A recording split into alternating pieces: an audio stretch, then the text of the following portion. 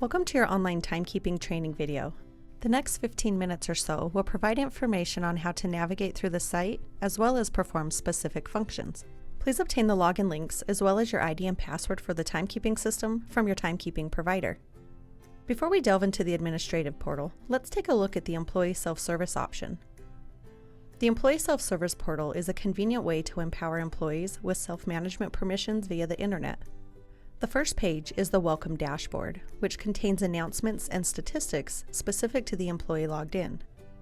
Announcements are messages that the management team would like to share with the employees, such as a company lunch, annual review appointments, and so on. The employee can access various pages from the left menu. The first is the web clock, where the employees can clock in or out, or if applicable, they can enter additional information such as a job, department, tips, mileage, or anything that applies to your company's requirements. Next, the employee can perform a number of functions through the time card. Primarily, they can view their hours worked. Depending on the permissions given, they may be able to add a note to the time card by clicking on the pencil icon, and may also add and edit time, as well as approve their time card at the end of the pay period. The approval process is simple and ensures that the employee has made a full review of their time card. This can be accomplished in two ways. First, select specific days by clicking on the yellow image, then hover over Time Card Options and Approve Time Card, then click Approve Selected. The second option is to approve the entire pay period by choosing Approve All Entries. The third option on the left is to view the hours they are scheduled to work, which is specified by their supervisor. Fourth is the option to request time off. This is one of the features that is most utilized because it creates convenience for the employee and saves time for the manager. The employee will choose the category from the drop-down. The options are set specific to your company's requirements. Next, choose the date, the amount of hours, and provide a description. Once the employee clicks Send, the supervisor is notified via email and the request will populate in the administrative portal. Once the request has been approved or rejected, the request will populate in the appropriate section.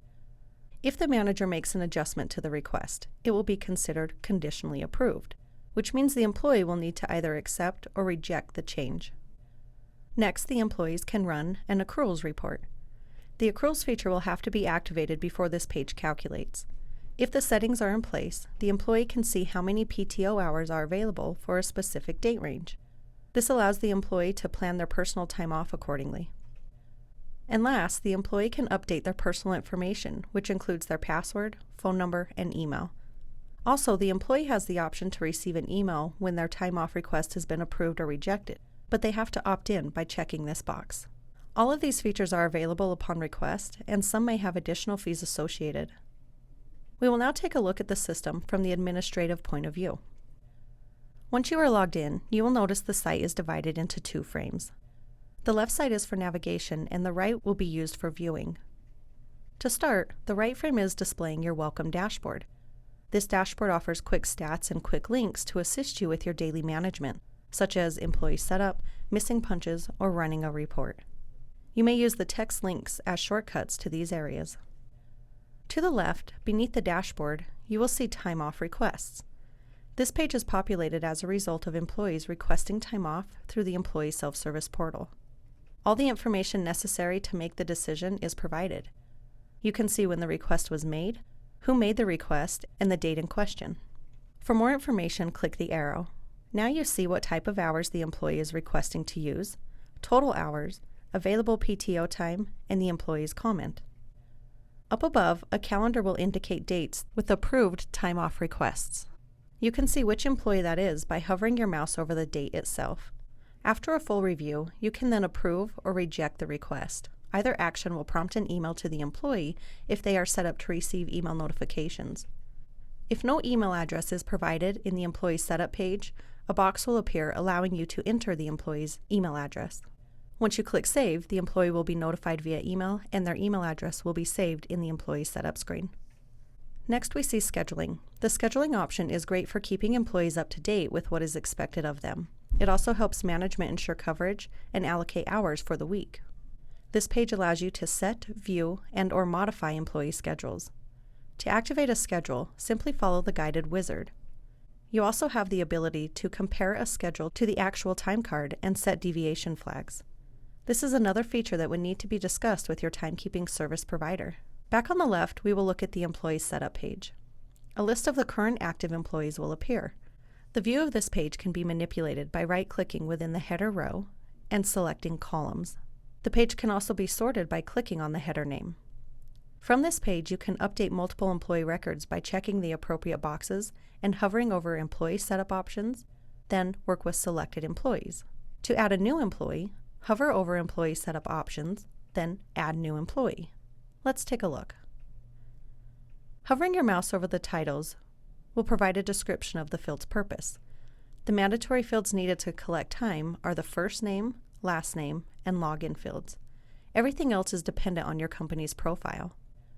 Additional fields can be added, such as birthday or automatic lunch deduction, if necessary. The Employee Data section holds the reporting information. Each field provides an effective date, which will keep a date log of any changes such as department or supervisor.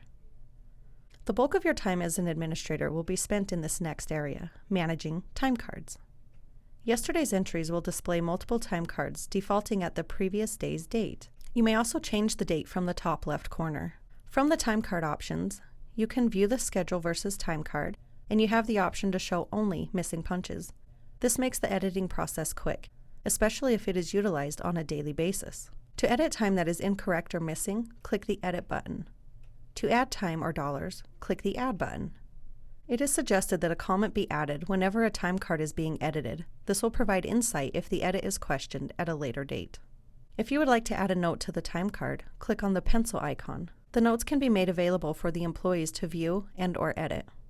Current pay period will list all employees to the left, with the following columns titled M, E, and A. This is missing punches, edited punches, and approvals. Clicking on an individual employee's name will display their time card for the current pay period on the right pane.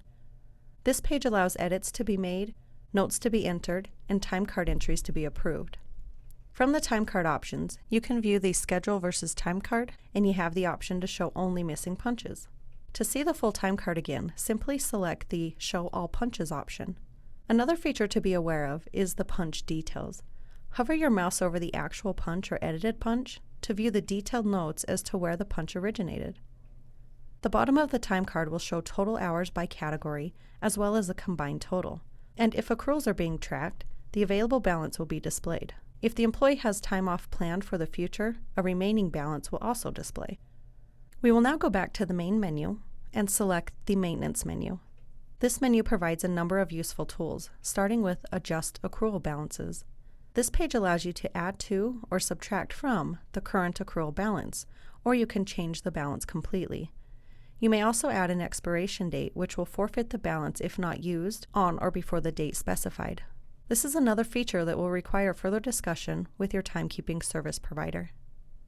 Next, we have the employee groups, which is a great tool to make the selection of employees easy in other areas of the website, such as reporting. Groups can be built in two fashions: a list group or a smart group. A list group is determined by selecting specific employees. This must be managed manually in order to add and remove employees from this group. A smart group is built on certain information collected in the Employee Setup page. As an example, if you want to group your employees by department, you would build a smart group by selected criteria. Smart groups require no manual interference once it is set up. Depending on your employee count, this can be a very useful and sometimes necessary tool. Looking to the left again, we will explore Finalize Pay Period. Finalizing a pay period will create a copy of all data which is used for payroll processing, and further edits will be prohibited. You will see the word Final on the time cards where the edit link is typically found. You may unfinalize the pay period if necessary. This step is also required if accruals are being tracked. This function will carry the accrual balances to the next pay period. The Quick Add Time Card Entries feature is used to add hours in bulk, most commonly used to add holiday hours to a group of employees. Simply select the eligible employees, add the date, the type of hours, total hours, and a comment if desired, and click Submit. It's that easy. Holiday hours may also be added automatically. Please contact your service provider for details. Last, the Maintenance menu holds the unmatched punches. This page will hold punches collected from a physical clock that could not be matched to an employee record in the system. This typically happens if a PIN number was entered incorrectly, or if a card was given to a new hire before their information had been added to the timekeeping system. Once the data has been matched, the system will automatically update the information. The next section holds the available reports. Though there are many reporting options, it is possible that you will have a few favorites. I would like to cover 3 in detail, then I will give you an overview of the remaining. The first one I would like to show is the Daily Auto Email Report. I suggest you and your supervisors subscribe to this report, as it will send a daily email of the previous day's punch activity. The subscription can be filtered based on a group that was previously created.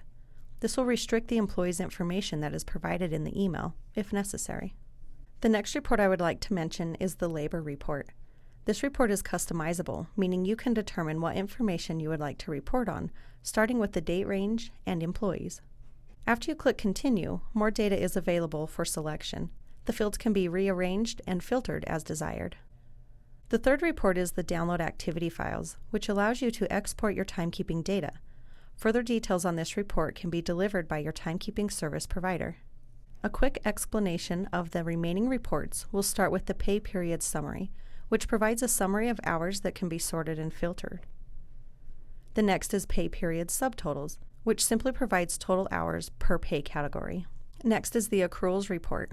Given the accrual rule has been outlined, you can easily view the employee's balances. You can also view what time cards have or have not been approved with the Approvals Report, track time card edits with the Audit Log Report, view a full detail report which will display in and out times for the entire pay period, report on punch notes that were added to the employee time cards, show total hours for each employee with the summary report, see the time off request history for a specific employee for a specific date range, and last, use the work month and work week reports to determine your full-time versus part-time employees based on their average hours worked. The final section is titled Settings Menu. The first option is the Employee Bulletins, which is where you can add a message for employees to the announcement section of the Employee Self-Service Portal. Simply click Add New to get started. You can determine which employees should see the announcement and how long the announcement should appear on the Employee Self-Service Portal's dashboard. As an example, this option is great to let an employee know of a scheduled meeting, such as an annual review. Login Maintenance is next and allows you to manage your supervisor logins. You can add a new login or make changes to the current logins available. When adding a new login, you will simply click Add New Login, found at the top of the page. Add the ID and password. The passwords need to be at least 8 characters and have 2 different classes of character, such as uppercase, lowercase, numbers, or symbols. After you click Save, you can set the permissions and restrictions for the supervisor. This allows you to determine who and what that supervisor has permission to. In order for your supervisor to receive time off requests via email, an email address must be populated.